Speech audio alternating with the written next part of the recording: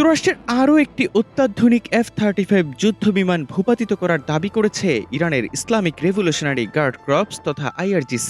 মধ্য ইরানের আকাশসীমায় এই ঘটনাটি ঘটেছে বলে বাহিনীর পক্ষ থেকে জানানো হয়েছে। যদিও ইরানের প্রকাশিত ছবির সঙ্গে মিলিয়ে দেখা যায় ভূপাতিত করা যুদ্ধবিমানটি মূলত মার্কিন F-15 মডেলের যুদ্ধবিমানের সঙ্গে মিলে যায়।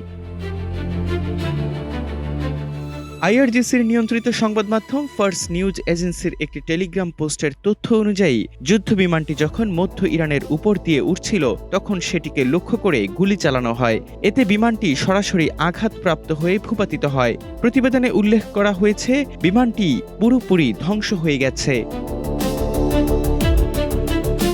বিমানটি মারাত্মকভাবে ক্ষতিগ্রস্ত হওয়ায় পাইলটের বর্তমান অবস্থা সম্পর্কে নিশ্চিত হওয়া যায়নি। তবে মেহের নিউজ এজেন্সির প্রতিবেদনে বলা হয়েছে বিধ্বস্ত হওয়ার সময় বিমানটিতে ভয়াবহ বিস্ফোরণ ঘটে। ধারণা করা হচ্ছে তীব্র বিস্ফোরণের কারণে পাইলটের পক্ষে বিমান থেকে বেরিয়ে আসা সম্ভব হয়নি।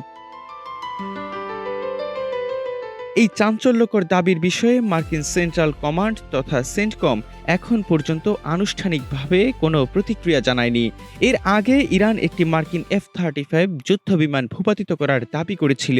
এই সপক্ষে তারা একটি ভিডিও প্রকাশ করে, যদিও সেন্টকমের পক্ষ থেকে সেটি সরাসরি অস্বীকার করা হয়।